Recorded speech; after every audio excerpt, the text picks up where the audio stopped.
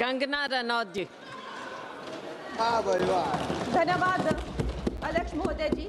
आज से 1 साल पहले हमारे माननीय गृह मंत्री श्री अमित शाह जी ने यशस्वी प्रधानमंत्री श्री नरेंद्र मोदी जी के नेतृत्व में पूरे देश के सामने संकल्प लिया था, घोषणा की थी कि मार्च 31, 2026 तक हम ये जो माओवाद है, ये जो लेफ्टिस्ट वामपंथी टेररिज्म है, इसकी जड़ें जो है देश से उखाड़ फेंकेंगे।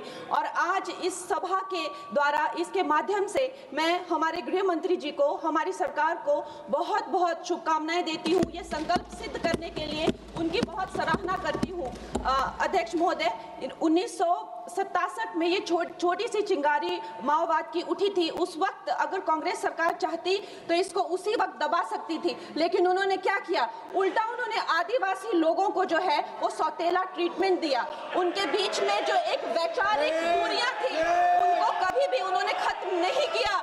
और जब ये माओवाद की समस्या हम उनके सामने आई, तो जैसे मेरे भाई संबित पात्रा ने पूरे देश के सामने आज बताया कि सोनिया जी और राहुल गांधी जी की वामपंथी सरकार प्लस उनके वामपंथी सलाहकार प्लस उनके जो वामपंथी मित्र और ये वामपंथी टेररिस्ट, और इनको जो भी जितने भी फंडिंग होती थी, जो भी इनके हथियार होते थे, गोला बारूद होते थे, वो उन लोगों से आते थे जिनके साथ ये कांग्रेस की सरकार उठती बैठती थी। तो हम लोग क्या अपेक्षा कर सकते हैं? क्या कोई समझौता इनके बीच और वामपंथी उग्रवादियों के बीच हो सकता था? नहीं हो सकता था। और उसका क्या परिणाम हुआ कि ये जो वामपंथी उग्रवादी हैं, ये बिल्कुल आउट ऑफ कंट्रोल हो गए। इन्होंने खून की नदियां बहा दी, इन्होंने 16,000 से ज्यादा अटैक किए, इन्होंने 2,000 से ज्यादा सुरक्षा कर्मियों को मार डाला, इन्होंने छोटे छोटे बच्चों की जो है वो जिंदगियां ले ली, वहां पे नरक बना दिया। इन्होंने तीन पीढ़ियां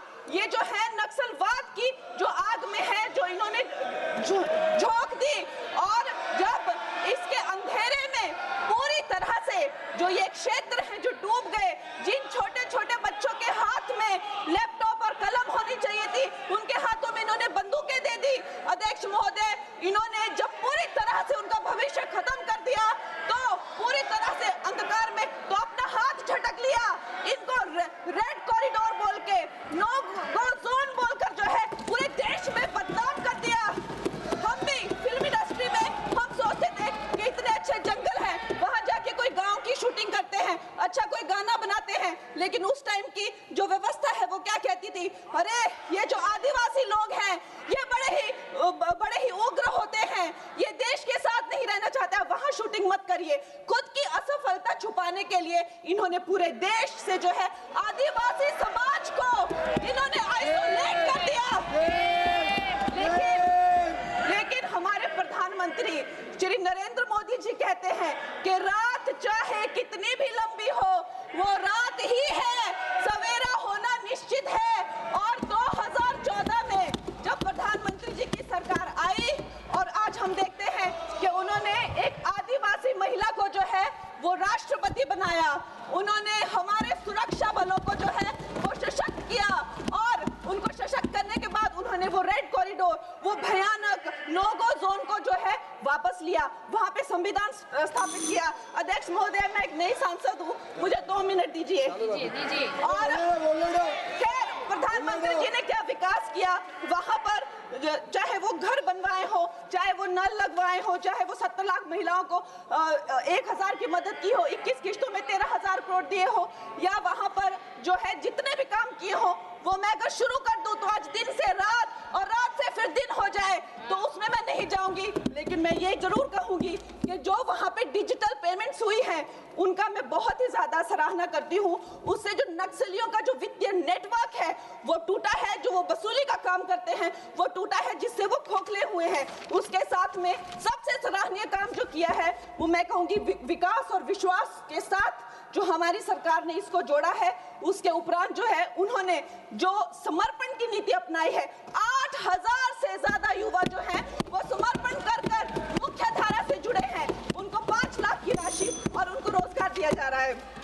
महोदय जी, मेरे पास कहने के लिए तो बहुत है, लेकिन मुझे बहुत ही कम समय मिल रहा है। सदन के पास समय नहीं है। इस तरह की नीति हमने दोगो में भी अपनाई है, और वहाँ भी बोडो में, आसाम में भी 10,000 से ज्यादा लोगों ने